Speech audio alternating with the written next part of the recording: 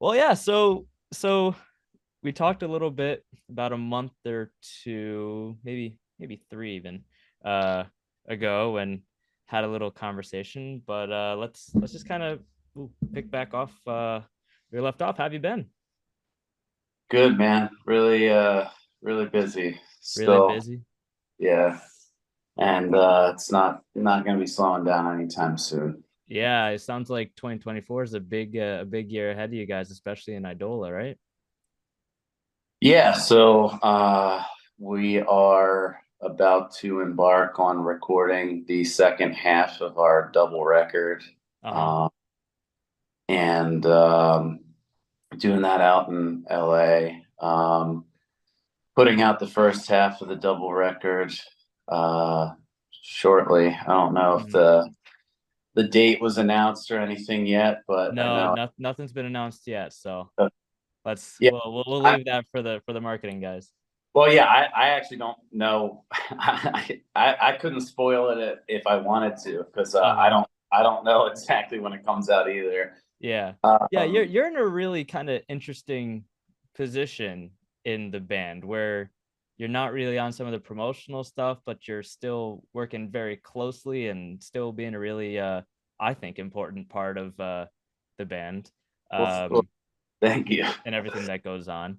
After our for I mean, I didn't put out the first conversation, but for just to kind of catch up whoever watches this, Ian and I met backstage at Swanfest back in October, and we got talking, and come to find out, Ian has worked on a lot of the more recent Dance Gavin Dance stuff, and I kind of described him as a little unsung hero of a lot of the production and things that goes on. So that's who Ian is. If you, in case you haven't heard of Ian, but yeah, so really kind of interesting perspective we get to hear from you guys, from you specifically. Well, yeah. Well, I appreciate that, man. Yeah, I didn't work on any of the Dance Gavin Dance stuff that's coming out over the next year or Uh-huh. whatever. Uh-huh. Uh, but I did get to work on Jackpot Juicer Yeah. on several songs with Andrew, during the kind of the lockdown pandemic stuff. Mm-hmm. But yeah, as it comes to like the promotional stuff, I mean that's just it's kind of similar to like what Andrew's relationship was like in Dance Gavin Dance for many years, where he wasn't in the videos or the promotional stuff, but he was literally always there. I mean, Yeah. he wrote stuff for the band, not just for him, but wrote parts for other people, and yeah, like it's a slow process that I don't really care about so much Yeah. because Yeah. Yeah. I, my goal is to basically just be involved with like, you know, music and projects that I really like, and I don't really care about like the public facing side of that so much. So, Mm-hmm.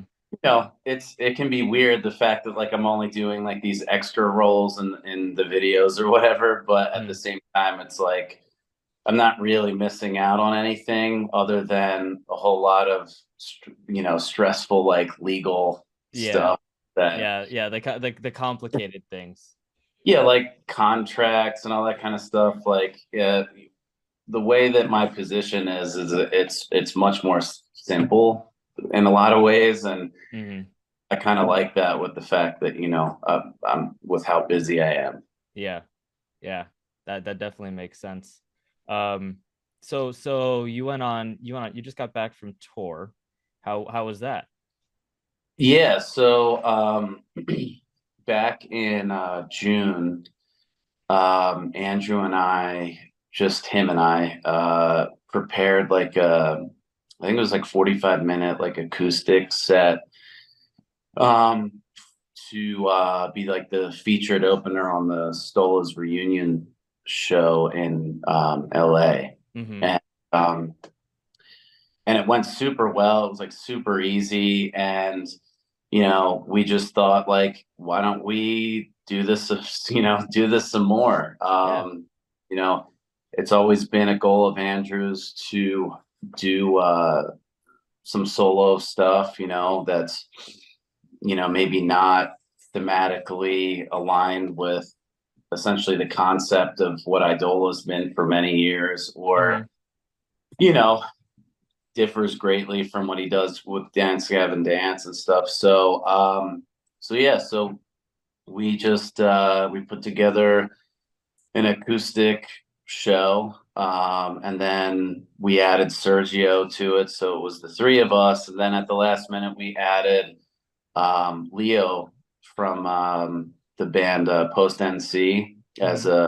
as a live piano player, and then even added further last minute Chad Wolf, who used to play drums for Markets and stole part of the era of Stolas. Mm-hmm.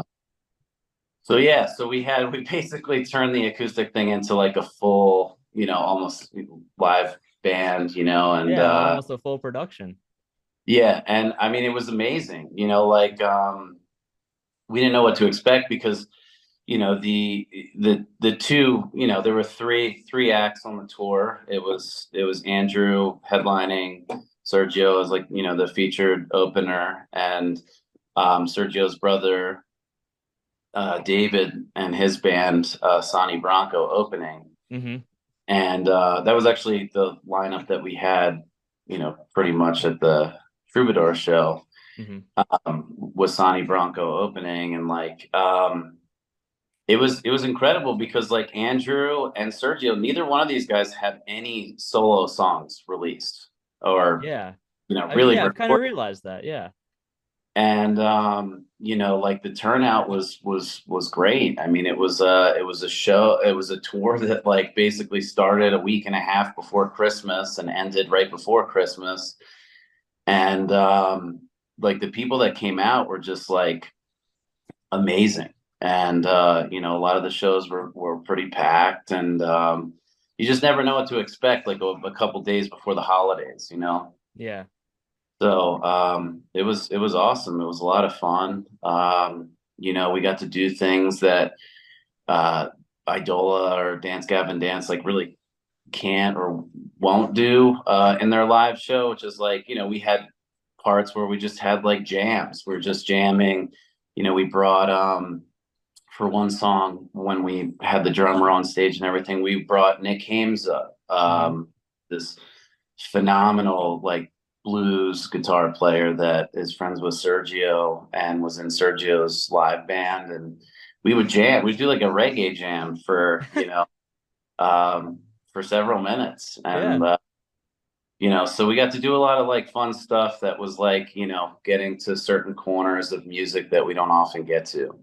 Yeah, that sounds like it could be pretty eye-opening just to kind of, take a step back from all the like theatrics and like what you have to do. I mean, I imagine when you guys are setting these things up, there's a checklist, and we got to do this and this and this and this and this, and you got to stay on time. You got to, and so I just from my hometown back in Rochester, I'm friends with a band, and they're more of like a jam band, I would call them. They do a lot of covers, they do a lot of stuff like that. Uh, USP, I think they're called. Yeah, USP the band. They're great. But yeah, they just practice their songs and they just play them, and there's something really cool about being able to do something on the spot and just kind of see where it takes you. Yeah, yeah. I mean, definitely. Um, we probably played, three or four or five different versions of like some of the songs. Yeah. We'd switch, who was playing a guitar solo or piano solo. And it was just it was very relaxed, and it was really cool because we had a lot of the same crew and everything that that goes out on the DGD and Idola tours. So it was like, all kind of the same family, Hmm. and also, just with taking Sonny Bronco too, it's like that's Sergio's brother, so obviously like we all know him super well, Yeah, yeah. um and interestingly enough, like I'm from Philly, and like Hmm. half of Sonny Bronco is from Philly. Oh, that's funny. So, I've got to establish a relationship with those dudes from one of the guys is from Sweet Pill. The other guy is from a band called Goings. And Hmm. yeah, I mean, like I've always loved those bands. So it was so cool that, you know, David basically somehow poached them or got them to play in band too. Just I brought mean, him like, aboard. He, bribed him with some sweets or something. yeah, yeah, yeah, for real. Definitely didn't bribe him with a long night sleeping in the van. Yeah, yeah. But yeah, Man. no, they're like super awesome, and it's like also really cool because it's sort of an expansion of a pretty isolated like scene in a lot Mhm. of ways, Yeah. So like getting, these other musicians that are from East Coast bands like and on labels like Hopeless and stuff like that is Hmm. just nice. Yeah, is To that how you would say the record labels are broken up? Because I've always wondered that. I'm from the East Coast. I mean, I'm here in Boston, and um, and I've always wondered, why certain bands are on certain record. Like to me, it always seemed like it was more of a style thing. Does this fit our style? But it also seems like there's a geographic element to it as well. Yeah, I mean, I think that, the geographic element affords like certain opportunities to like, certain bands. Like, so for instance, like the first time I ever signed like a big deal like management contract, um, I started a band as like kind of it wasn't a joke, but like it was like Yeah, just I to didn't just to see. I, Yeah. I didn't have a plan for it. It was like a side project, but we opened for Chan, and Chan's management called us like the next day and offered us like a contract. Yeah. And I don't think that we would have had that opportunity. Number one, if we were like not in Salt Lake City, right? Hmm. Because I don't think that there were a lot of locals probably opening that tour. Yeah. Uh, Yeah. that was more of a necessity thing here, Hmm. because of where geographically we were. And I also think like, like a band like Chan that comes from Southern California, it was much easier for them to just do like little regional runs Yeah.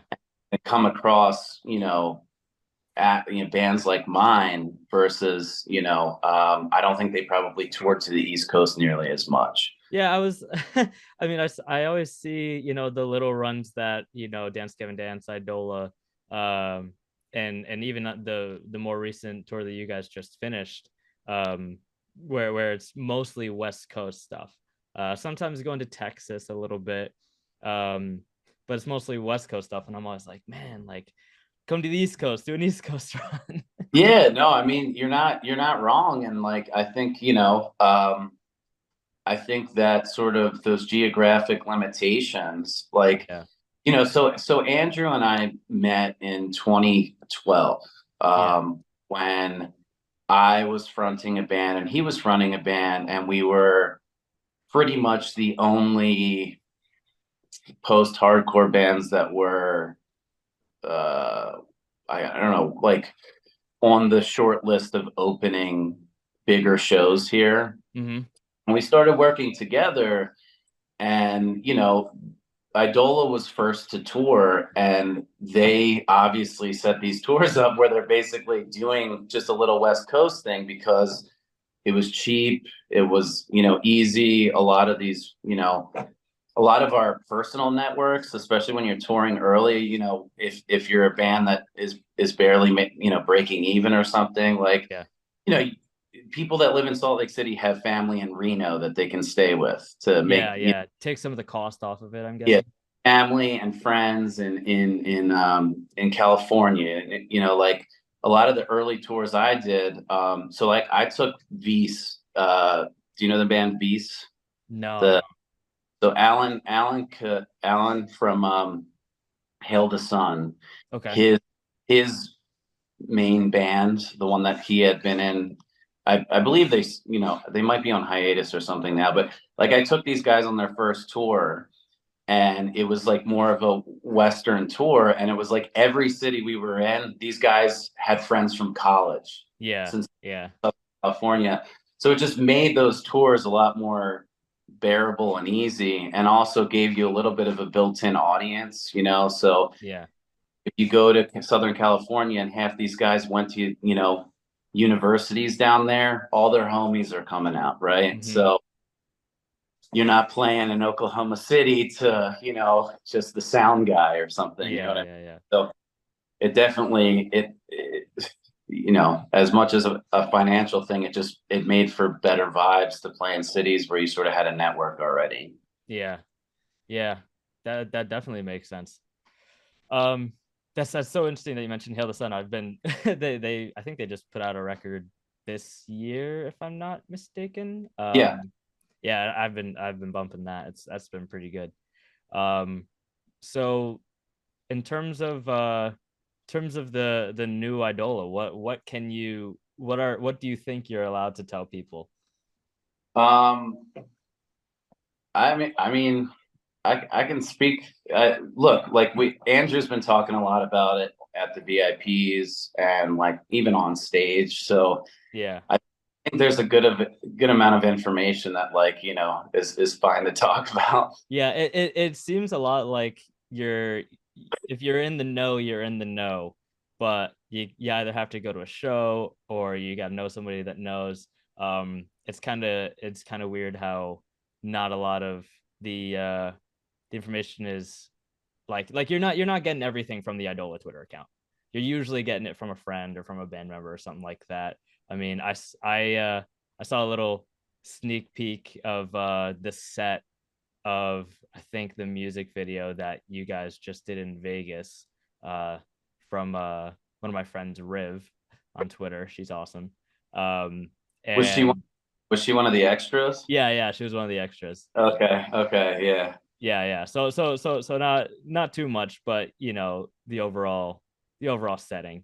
Um, but yeah, it just seems like everybody has little bits and pieces of what to expect. But is there anything out there that you're most excited for personally?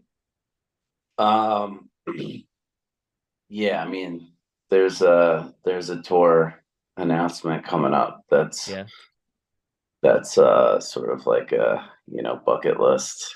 really. Yeah. Wow. Uh, so there's that. Um, I mean, I'm just looking forward to the whole thing because it's like, you know, this record was written in at the end of at the hold on. I'm trying to think how far back this goes. I mean, okay, so the record was written in the fall and winter of like 2021, 2022. Uh-huh. So kind of like when you guys had already finished The Architect, but you were kind of waiting for like contracts and things like that, I'd imagine. Or Um, or is that or is so that the year so after? the contract stuff was already like handled when The Architect came out, and that Mm-hmm. was like the one that I co-produced. Mm-hmm. Um, but then with the new record that's about to come out, Eviscerate, there was no more like hang-ups about that sort of like administrative stuff. It was basically it came down to like touring and being able to schedule tours around the release, and also just the fact that like well, so we started recording in June of 2022. Mm-hmm. We finished the recordings, the second session of recordings at the end of the year. And then, you know, we were going to put it out in 2023, but there were a lot of opportunities for Dance Gavin Dance that, you know, touring wise, Yeah. because they needed to tour behind Jackpot Juicer. Yeah, yeah, yeah, of course. And then, you know, and that happened to line up perfectly with our drummer having a baby. Yeah, yeah. Matt's awesome. I think I've known Matt for I mean, I say no. I've spoken to him after concerts, and we keep in touch on Instagram and things like that. And so yeah, huge congrats to Matt on his kid. I think that was a few months ago. But yeah, Yeah, he and I said passed along your wishes to him, and he yeah, said, yeah, yeah, he's up and everything. But yeah, so he had a kid, and you know, we're like perfect because Andrew's going to be out on the road a lot with DGD. So let's put this out in 2024, and that way we can make sure that the we have ample time to prepare the second half of this record. yeah, Even yeah. though they're sort of going to be released separately, there'll probably obviously be like some kind of deluxe edition where they're together as intended. Mm-hmm. So it gave us more time to prepare that record. It gave him some, you know, some of the most important time with his son after he was born, and and it allowed Andrew to get all of his video treatments basically done in exactly the way that he wanted them to for the three videos. Yeah, that's So great. yeah, I mean, I'm excited for the videos. You know, like they're super legit, you know, storylines that are based in different decades. And I'm excited because I'm in the process of shooting a video for my new project with a Mm-hmm. bunch of Blue Swan dudes. Yeah. And because we shot the last video um right after the New Year's show, Joel, who is in my project, happened to be on the Idola video shoot, and we worked him into a role that Mm-hmm. is going to be expanded on in the video that Joel and I are shooting for our project. Oh, so you're a little videoception. Yeah. Oh Yeah. yeah. That Yeah. sounds awesome. It's super tight. And interestingly enough, the director that's doing my video is like friends with the guy doing the Idola video. But I didn't know that until Yeah. in the shooting, because one dude's from Vegas, one dude's from Salt Lake, and I had no idea that they knew each other. Oh, that's so cool. Yeah. Yeah. What in terms we talked the last time we did this a little bit about the sound of the first half. I mean half, the first record and the second record. And I think Oh I remember you saying the first one is going to be a little more heavy and no, not a little. not a Not, little more, way more not a heavy. little. It's it's it's metal. It's Like metal. Beautiful. it's Beautiful. So if you all like metal, you're going to like yeah. this album. Yeah, it's I mean it's metal that's rooted in like East Coast hardcore. Really interesting. Yeah. Where did that East Coast influence come from? Me. You. Oh, right, Well, because you're from Philly. no, I mean I that's an overstatement. Like, so this is the first record that I like was extremely involved in co-writing and producing. Like the core of the songs were written by Andrew and then co-written by me for the first, you know, like 4 months of the, you know, laying the groundwork for the record. And Andrew and I had been writing for other heavier projects. We did put out a song secretly Mm-hmm. that we had both done together that was just like, you know, it was kind of in the vein of like Better Lovers, Every Time I Die kind of Mm-hmm. stuff, but with a You put it little, out secretly, so people have to find it if they want to know what it is. yeah, on it or anything. Cool. Well, I guess I'll let whoever watches this go on a hunt for that. Oh man. Uh, yeah, so we had just finished like laying we were gonna do this kind of side project. We were thinking about having I think Andrew said he wanted Mark from Vale Maya, who's one of our friends, Yeah, to Mark Kubo. yeah. I mean, we spent ton of time with him because he lives with Sergio, and Will used to live there too. Oh, okay. So like, and Mark knows just the craziest, coolest musicians. Like, so, um, but anyway, so Andrew and I were thinking about doing this like heavy project if we did this one song. And honestly, like, that dude doesn't have enough hours in a day for everything that Yeah, yeah, he yeah. does already. He's a real Renaissance man. Yeah, so the label asked us to write more of that after we showed them the one song, and we just ended up kind of turning that into I guess what is Idola's Eviscerate. Mm-hmm. Like, I gave Andrew my baritone guitar. At this point, he didn't have a 7 string yet, and I was just Yeah, like, here you go, like write some new songs on this. And then he just, I mean, the guy's insane. As soon as you give him a guitar and tell him to go in a room and write something, the guy comes out with like a week's worth of music, and somehow in one day. yeah, yeah.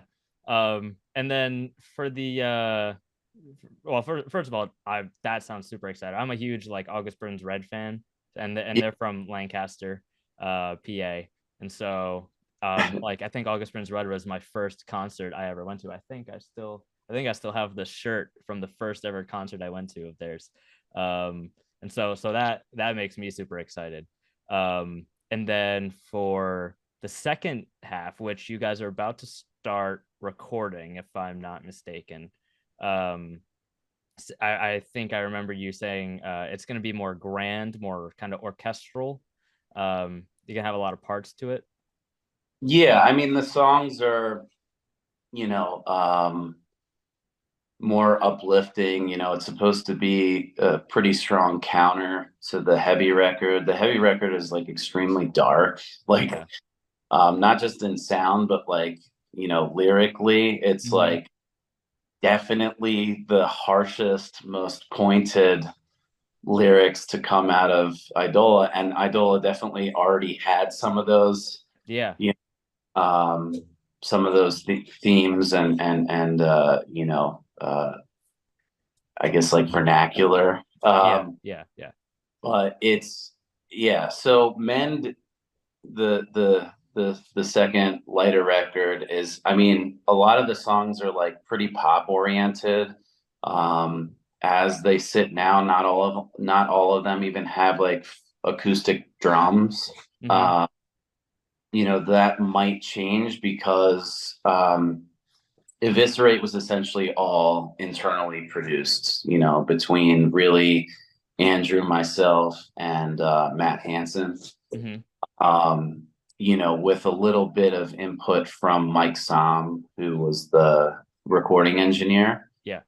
And but the songs were there when we brought them to the studio. I mean, we had basically recorded the whole record, including all of the auxiliary stuff. A lot of the auxiliary stuff that was all done before we ever hit the studio. Where Mend is meant to be a much more collaborative project, so we're doing it in LA. And even though the basic bones of the record have been completed for a little bit, Mm-hmm. uh, every member is essentially being offered, a significant amount of time during the pre-production process while they're all out there with the producer Pete from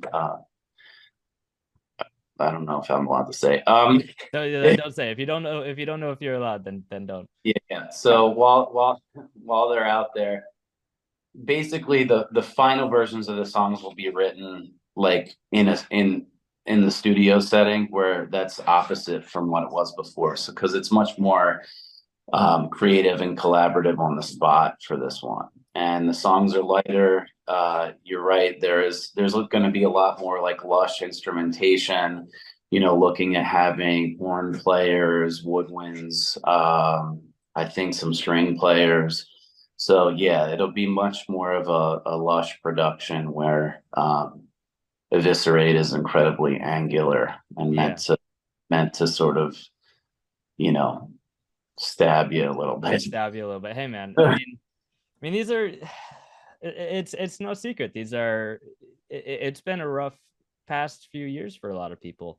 And I think that music is one of the best ways to help with that. I mean, I started listening to a lot of these heavier bands and all this stuff personally because I was going through a tough time, and it made me feel a little bit better knowing that, you know, someone else out there writing music, or maybe someone else who just listens to the music, is going through something similar. And so, you know, regardless of how harsh it may be, or how much it might stab me a little bit, at least you get to feel something. Oh And I yeah. think that's what music's for. No, it's definitely, it's a record that, like, you know, it's no secret that like there's a fitness element to some of Fitness, yeah. Yeah, our band. yeah. And it's definitely the kind of record that like you put on before like you hit the gym Oh, really hard. perfect. Yeah. Perfect. Yeah, like the sure, thematically it's dark, but it's also the kind of thing where it's like, you know, slapping yourself in the face a few times before like, you know, doing something that's painful and uncomfortable. Yeah, yeah. And I mean, and sometimes that's the best kind of motivation, is Yeah. just having to tell yourself, listen, this is, you got to do it. You got to do it. Yeah, yeah. So you mentioned like August Burns Red, and I, you know, I definitely grew up listening to those guys because they were like, you know, a Pennsylvania band. And Yeah, I I think Jake Lurs has his own Your Life gym down there. They definitely have a, or he has a fitness element to a lot of what he does. Am I right? Yeah, yeah, Yeah. yeah. And they put that festival on. I'm pretty sure DGD played the festival that they put Hard on. support. Yeah. Yeah, yeah. Oh, I love everything that Jake does with hard support. I've never, I mean, I've spoken to him at, you know, a meet and greet here and there. He would never know who I am, but you know, from afar, I really like the kind of um uh the, I guess, responsibility for the well-being of his fans that he kind of takes upon himself. I really like that he does that. Yeah, yeah, definitely. I mean, I see a lot of the same sort of attitude towards fans that like Andrew has, for instance, you know. Yeah, I've had, I have so many great stories to tell about Andrew and meet and greets. He's just, he puts his heart into every conversation, and it really comes through when you talk to him. It's really great. Yeah, man. Like uh yeah, so wait. Okay, so Yeah, what were with you gonna say before I cut you off? well, because you had me thinking about Lancaster, and I was just thinking about like on the way out to just past Lancaster, there's like this venue that I used to go see hardcore bands all the time called Championship Vinyl. Uh-huh. And I was just trying to remember if I'd ever seen August Burns Red out there or not, because it was such a wild space. It was like a record store, but with like this pretty big venue off the back of it. Mm-hmm. And and that had me thinking like of all the stuff, because you had asked about how heavy Eviscerate is, and you know, I was just trying to think of the bands that I had seen out there that sort of like, you know, inspired this particular record. Yeah, yeah. And I would say like Vision of Disorder. Vision of Disorder. Okay, I haven't heard of them, but I'm sure I'm gonna go check them out after this. They were like the less emo version of Glassjaw. Okay. They played a lot with Glassjaw, like same era when they Mm-hmm. came out. And but then there was like bands like Bury Your Dead. I don't know if you know them. Uh, I've definitely heard of them. I mean, there's a lot of these, I mean, smaller bands, especially back then. You kind of know them or you don't. Yeah. But I hope they're on. I hope it's easy to find their stuff. Well, so Bury Your Dead was just like whenever I get hired or participate in writing like a metal record, they're the standard for me. Like their drummer went on to play for some huge band, like I think it was like Shinedown or Mm-hmm. something. Some completely unrelated band to like Yeah, the beat down metal hardcore scene. But like it was just basically like a lot of Andrew's like technical rhythm guitar playing is just so sort of similar to the stuff that those guys did in terms of like locking in and syncopating with like the drummer. Yeah. And so that's what I was trying to say is there's a lot of like really heavy syncopated rhythms between like the bass and guitar that just like it just makes you want to like run like 8 miles. Yeah, yeah. Dude, it's really interesting that the way that people listen to music. I mean, when I think of Dance Gavin Dance, I really think of the guitars are out in front and the drums um kind of kind of help bring out the sounding of the guitars. I mean, I've told you before, Mothership is one of my favorite records, and the drums go really hard, but it's the guitars that are kind of leading everything forward. Whereas a band like August Burns Red with Matt Greiner on the drums, I mean, to me, it feels like the drums take control of everything, and the guitars are meant to kind of help with the drums, and then you got Jake on vocals. So that kind of, which one do you want? Do you want drums to come first, or do you want guitars to come first? I think Swancore's more guitars first. We really like that rhythmic guitar feeling. Yeah. Um, Whereas a lot of the heavier stuff, the drums are really what drives forward everything. Well, I'm curious.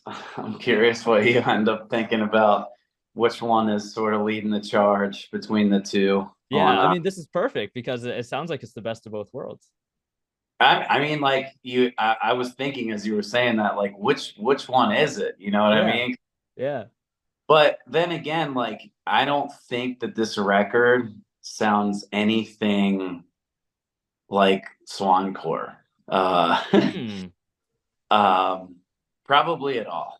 Probably. Like, Oh, wow. Okay.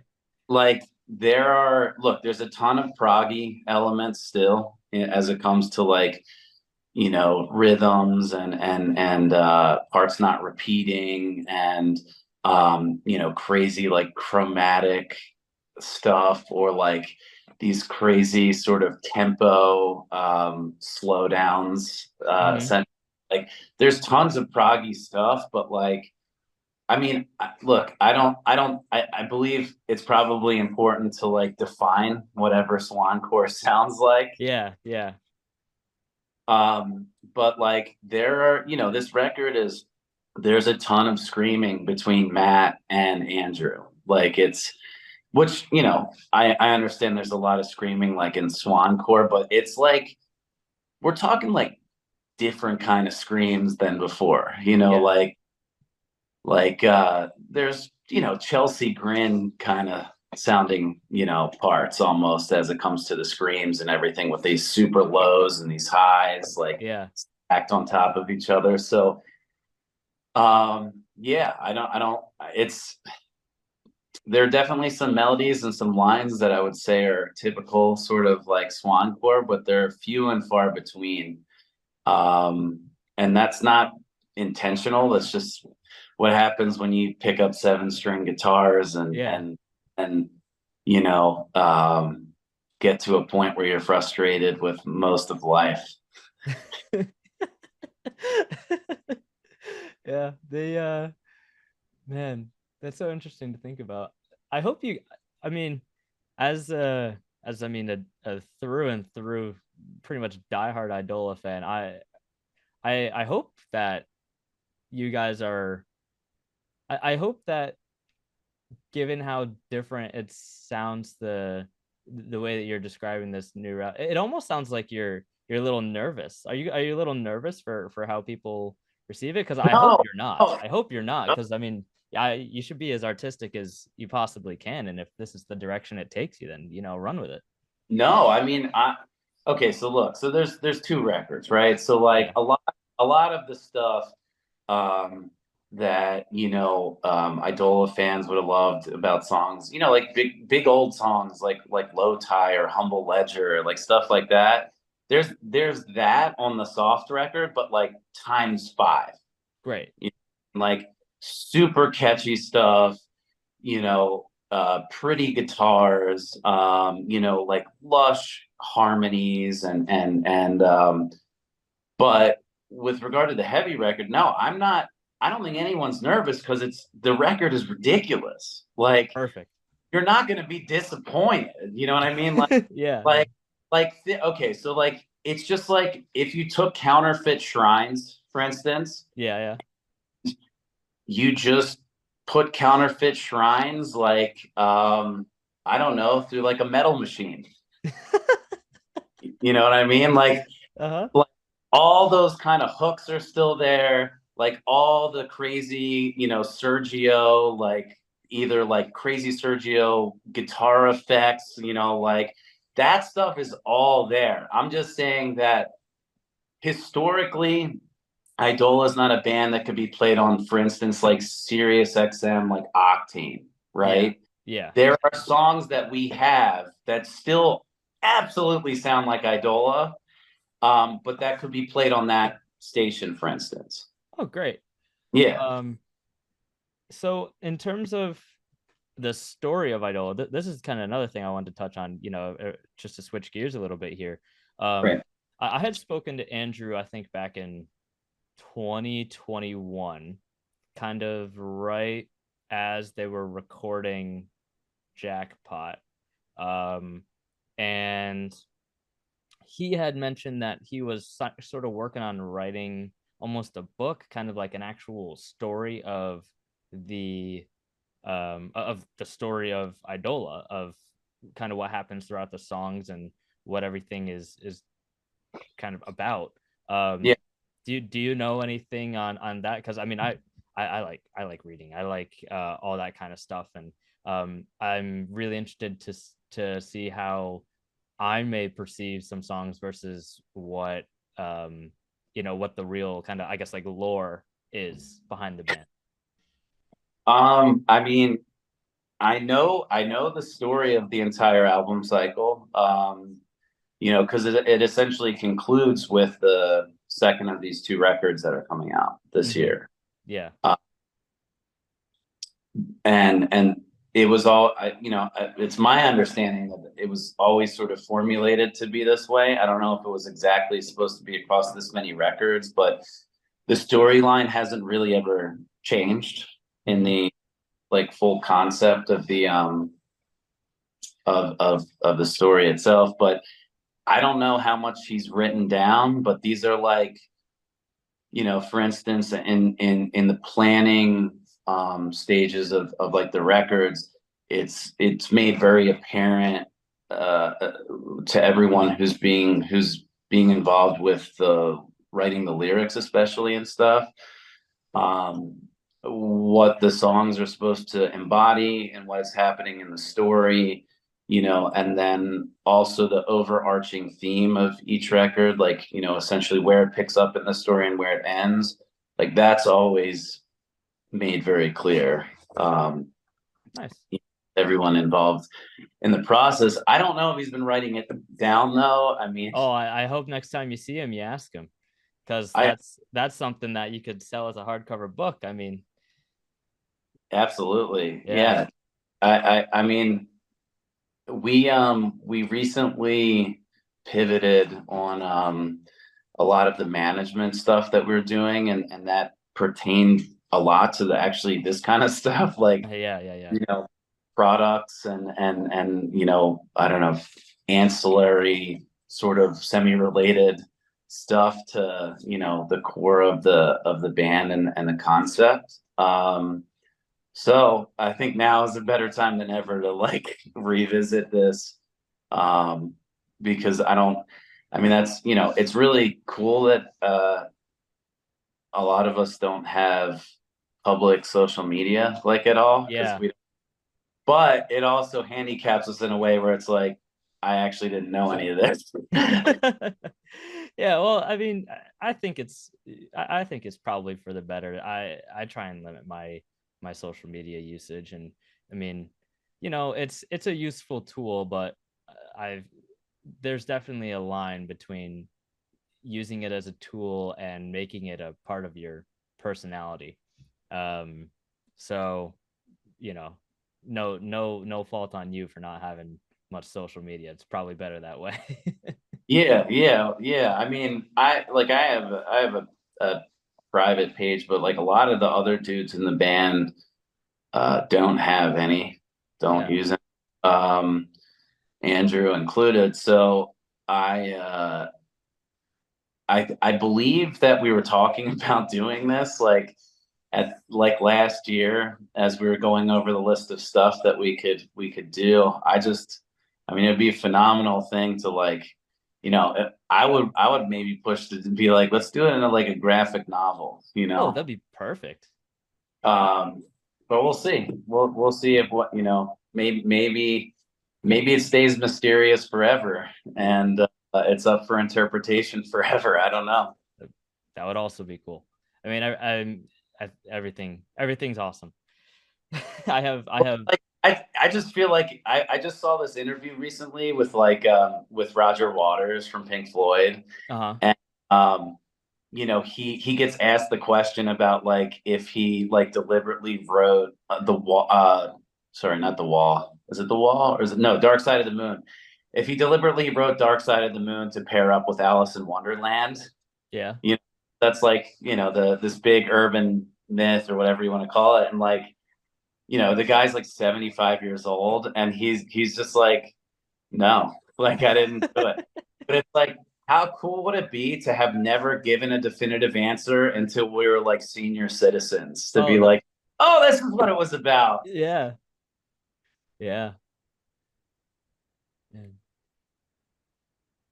I'm trying to think about that. That'd be interesting. I'm trying now. I'm thinking about like other stories that I've like paired up with albums. I mean, there's a lot of uh right after Swanfest in Philly, I started listening to, and even a little bit before, I started listening to Living Creatures a lot from Stolas, and that has a lot of um almost like, I want to say almost like post-apocalyptic kind of like how did we end up here kind of questions within it. And the Which is scary because I'm pretty sure those guys were like 20 years old when they recorded right, that. oh my gosh. And so like I think of that album and I just think of like the movie 2012. And it's like just kind of watching things crumble, and how do we react to that, how do we cope with that. So yeah, I mean that's a movie. It's not anything as deep as Alice in Wonderland, which I'm sure has a whole bunch of other connotations to it, but interesting. But yeah, but it's just more about like do you want to ruin the mystery like for other people? Because like for me, right? Like I was a big Tool fan when I was like a kid, right? Like Yeah. and I loved the mystery like behind that band and like how cryptic the lyrics were. And Mhm. then 2013, 2014, 2015 hit, and like Maynard James Keenan got on the internet and started just talking a bunch and like kind of ruined all the mystery behind a Mhm. lot of stuff. And it like kind of broke my heart because it shattered this larger than life image that I had of that band, those people, the meaning in those lyrics. Like I just rather not know because it doesn't always. It's kind of like the "don't meet your heroes" thing, Yeah. Yeah. It's like I don't want to know the mystery behind the records that I consider to be iconic Interesting. because it might not be as cool as as I've built. as you have made it out to be. Yeah. Yeah. Well, then shoot, but then maybe don't write a book. Maybe leave it up to people like me who like uh who like to think a lot about these things. Yeah, yeah. Well, I mean, we'll see, because I mean, I can tell you that like Andrew will finally be putting out some solo stuff. Um, That makes me happy. yeah, Yeah. yeah. I think so. Hopefully Sergio will be doing it too. I mean, he wrote some phenomenal songs that he played on that acoustic tour that we did that have not been recorded, and Hmm. the band that he assembled around that was just phenomenal. But I don't know. Maybe if Andrew goes into like solo, might be like, you know what, you can know the mystery about Idola because I'm gonna give you a new mystery. Yeah. Yeah. Well, whatever path you guys or at least he chooses to go down, I think I think we'll all be happy. I mean, Andrew's just kind of the gift that keeps giving. Yeah, man, it's crazy. The guy only gets sharper and better every single time we go into the studio. Yeah. Um, shoot, you've kind of run me down on questions. Do you have as somebody who pays pretty close attention to kind of what goes on in Swancourt, is there anything that's really been on your mind? Is there anything that, I mean, I already kind of asked you what you're excited for, but what do you see how do you see 2024 shaping up for you guys? I mean, we're on January 7th today. Uh what are do if you're willing to share, what kind of goals do you have? Um, well, so with regard to Idola, I believe it's our goal to be out on the road in the late spring, Mm-hmm. um, to get the record out then, or the first of the two. We'll be in the studio for the next couple months, Mm-hmm. finishing the second one, and and then I believe to put the second one out and do some pretty significant touring behind essentially both records when Mm-hmm. in the back half of this year. Um, Also to get out some of Andrew's solo stuff that we were just discussing. I guess I'm going to be working on that stuff, and once we're done with Men. Um, and then I am going to be putting out two records with my new project that is, um, so I've got Joel Turcotte from Royal Coda playing drums. Mm-hmm. I also have Joe Arrington from A Lot Like Birds playing drums. Yeah, yeah. We talked a little bit before. You have this kind of like marching corps project going on. Why don't you say a little bit about that? So the project is called Nobaya, and it was started by me and a guy named Ty Brigman from Denver. Ty played in a band called Visitors with me. And he also used to play in a band called Lucida Tella, that did a really amazing uh, record with Brian McTernan, who had done like Harvard and Circa and stuff. And we started the project when I was doing Eviscerate with Idola as the way for me to break up the, working on a metal record, to just, diversify a little bit and just like what I was putting into my ears every day. Yeah, yeah. And I eventually we ended up getting, the project was originally supposed to be like a trip hop shoegaze sort of mashup, and um, Ty is also a breakbeat drummer, so it started off sort of being this like DJ Shadow, Thievery Corporation, Bonobo meets like elements of Lana Del Rey or something, and then I just, I was always a really big fan of Joel Turcotte, and we had known each other like on Instagram for a minute, and then when I got the opportunity to tour with them, when Idola did a tour with them, him and I just like hit it off, and we've like collaborated. Like we'll like make rap beats over Zoom. Like we, That I sounds love, so fun. I love writing music with this dude so much. He's a phenomenal piano player. Besides being just one of the craziest living drummers, like um, and his tastes are like so eclectic. So he's putting out this piano ballad that like on his solo record that I'm singing on, and I just love working with this guy. So I had him come and track drums for basically two records that I had just in the bank. And then eventually I started adding these other elements of live musicians because initially it was going to be almost electronic. And Mm-hmm. then I put guitars over the whole record, and I had like my good friend like Jackson from this cool post metal band called Hemwick. Mm-hmm. play crazy guitars, and I had Greg from Secret Gardens come and play guitar on one of the Oh, songs. I love Secret Gardens and Greg. He's been yeah, he's been pretty active on Twitter recently, and he's such a nice guy. He's awesome, dude. He's awesome. He spent a couple days out here in Salt Lake where he was just like he had a couple down days on tour, and Andrew happened to be in town at the same time. So Andrew and I took him out, took him around town. And then the next day I brought him back to my studio and had him play some guest guitars on a song. I think Sergio's doing guest guitars on a song. Andrew did guest vocals on a whole song. Um, what else? I think Kurt is probably, hopefully, gonna do guest vocals on one of the songs. Mm-hmm. Because him and I just discussed that like over New Year's, but anything can happen. Anything, yeah.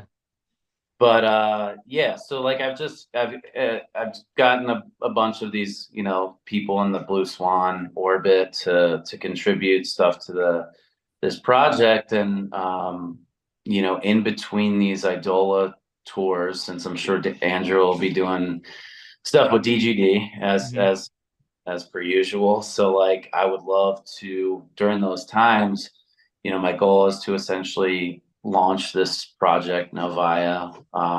Joel really wants to go on tour and do it, and I would love to take Joel and Leo, Sergio's keyboard player from Post NC. Like I talked to him about maybe coming along. I'm going to have Skylar from Oranges and Sergio's band and a marionette. I don't know if you know Skylar, but I don't know Skylar, but I do know a marionette.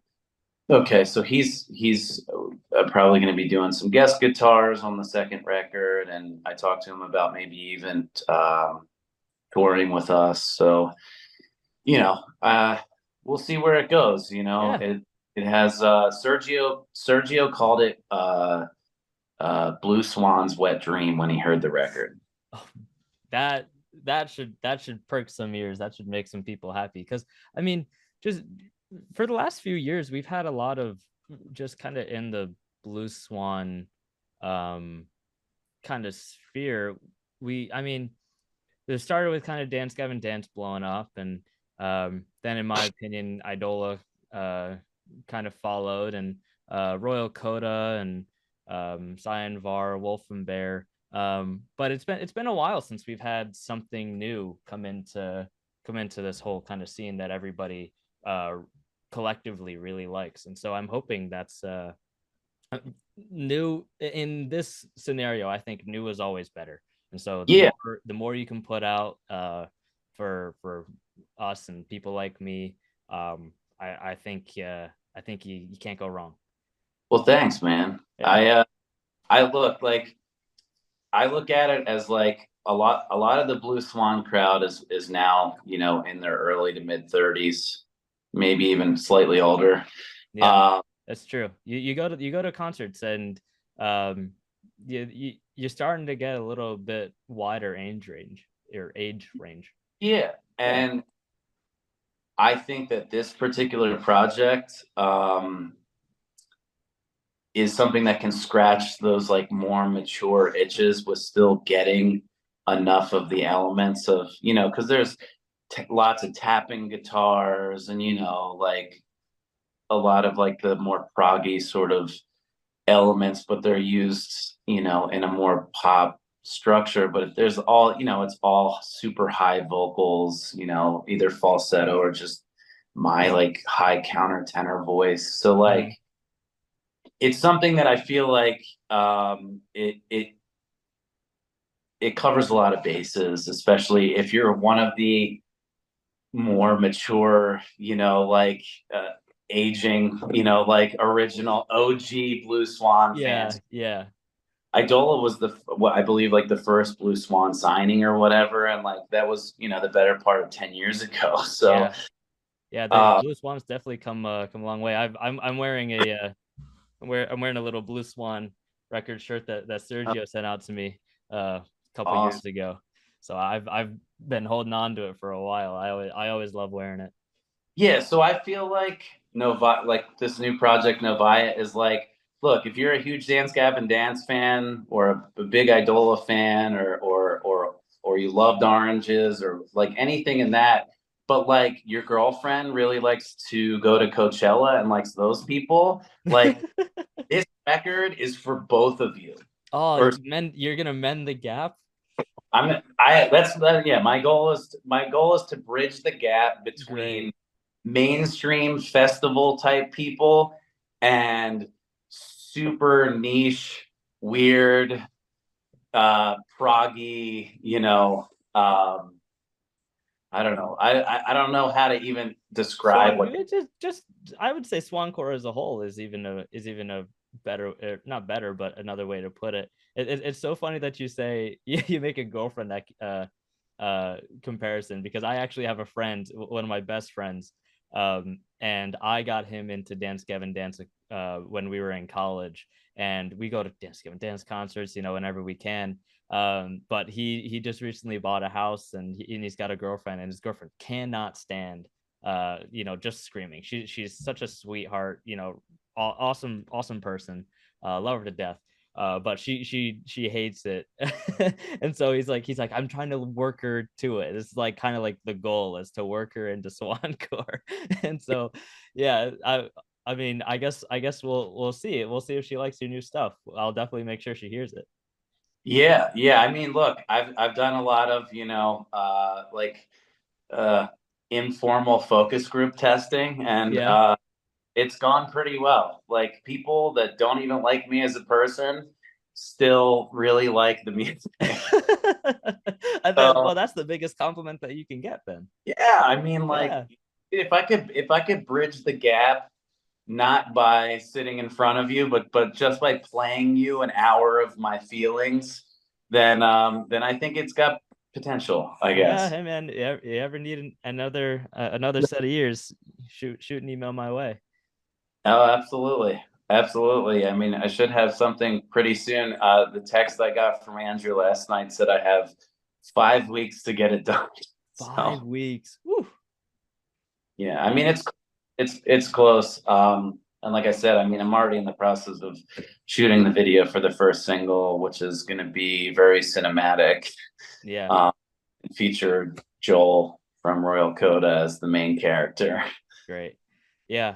Um, be great if you guys do you have are you signed on a record yet? No, I mean, so like I said, I mean, so for I played the demos for Will. Like it's been a little over a year now, and Uh-huh. he was he was like, dude, when you get mixes, send it to me. I want to put this out, and like I have just been so busy doing other, working on the Idola stuff, and that I've been getting it done in pieces, and I should be able to finish it now. And then I played the whole thing for Sergio, and like I said, he said, "Oh, this is like Blue Swan's wet dream or whatever." So I I I assume, and it would be much easiest to work with them. Yeah. So yeah, I'm operating as if that's probably going to be the case. Well, yeah. Uh, Well, here's to. I mean, hoping that goes through. I mean, I've noticed in this industry a lot of things are kind of slow moving. There's a lot of slow moving parts, but hey, man, and it's up if to me, you what? yeah. And everything's kind of on me right now. Yeah, It's like yeah. I need to finish the mixes so they can decide if they're going to go through with them and put it out and whatnot. So it's really comes down to me. That's what's slow is Well, I got faith in you. I got faith well, in you. You'll do great. thank you. So yeah, I mean, and one of the reasons why I've been trying to make this album in this particular way is because, you asked me about like goals or whatever, like Hmm.